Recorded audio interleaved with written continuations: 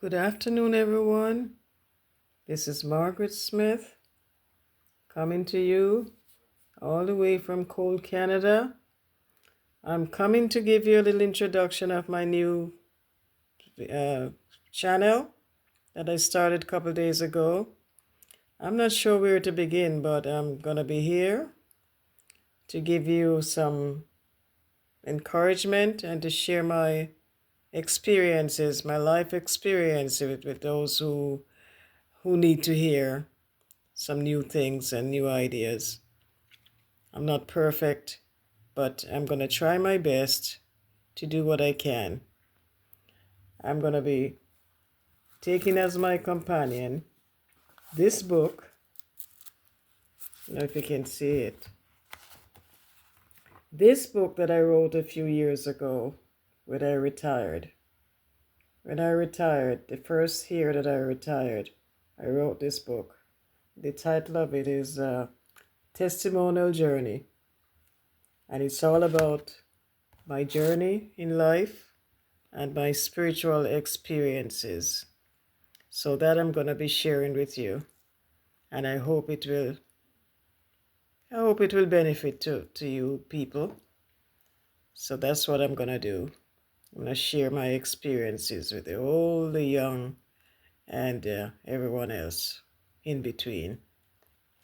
So as I say, I lived in Canada. I don't know if I had said it before. I lived in Canada for many years, over 50-something years. And it's very cold, but I managed to stay warm and stay alive. Yes, Canada is not for everyone. It's for those that will endure it and be wise, know how to dress for this cold weather, and we'll survive when we practice how to dress and keep warm. So here I am, survived so many years of cold, very cold, bitter cold. We have to go out in the cold to work, sometimes standing at the bus stop for hours, for a good while before a bus comes along. Yes, in the winter time, we make sure we don't stay out for hours. We time our buses and we know when to go out at the shelter to catch our bus. So God bless those that have cars, that are able to go out and warm up their cars and stay warm in there until they're ready to drive off. So that's a blessing. But not everyone like to spend money to buy some vehicle that will be breaking down, and that doesn't come with any equity. Time you look around, you have to be spending money to repair it, to keep it on the road. And with the Canadian winter, they rust easily, so they break down easily, and you always constantly have to be repairing them. So there are no guarantee. So the best thing, if people have to go out in the winter and have to rely on those cars, they have to make sure that they have a reliable car that will not break down in the winter time. Because it's the worst thing for a car to break down at the side of the road when it's bitterly cold. Yes, folks, it's not easy. We have to think of everything. We have to think of the car breaking down. We have to think of we breaking down. So we have to be on high alert for these occasions. So as I said, I'll be sharing my life stories with you, some of it, not all of it, what I can remember, and plus what's in the book.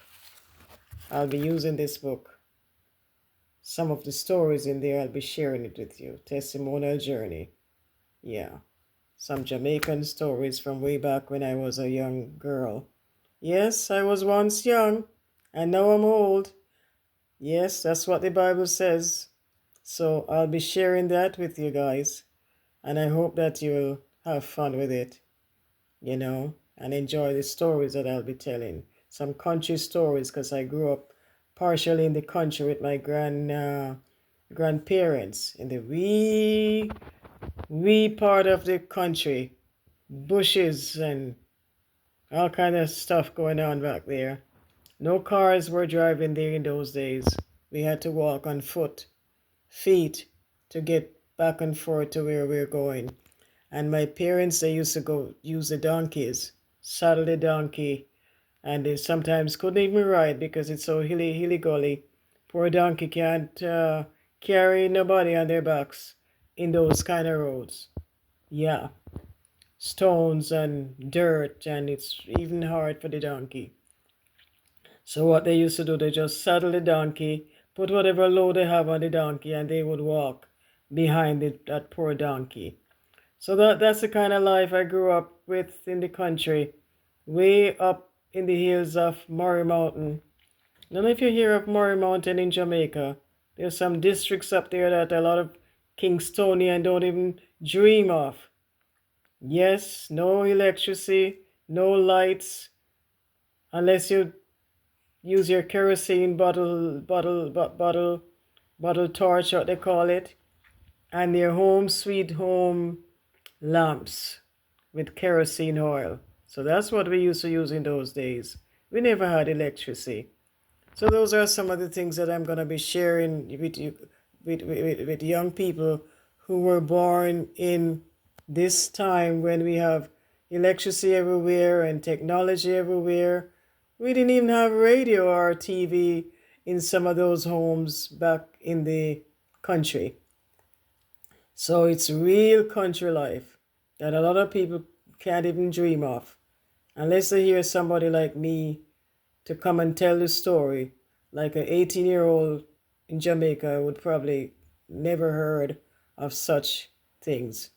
So my sharing of my story will really benefit to the younger ones, because I don't know if they taught these things in school, because then again, it's a younger generation that is teaching the much younger generation. So a lot of this stuff they will probably still don't hear unless they have history books that tell these things of back in the old days. Of course they are. I'm sure there are history books that tell the story of way back in those old days, you know. Other than that, we have to rely on person to person, word to mouth stories. And that's why it's good to share our stories, because it's not everything is in the history books. Not everything is recorded in history books. So when we learn from each other, that's the best lesson that we can share. So folks, I'm looking forward to sharing what I can share, and I hope that you'll enjoy it and it'll be a blessing, and you leave not as the way you came, but be blessed and be nourished by these old time stories. Until then, folks, I'll be coming, so look out for me and have a wonderful day. And if I didn't mention before, this is my introduction to YouTube. God bless. Bye-bye now.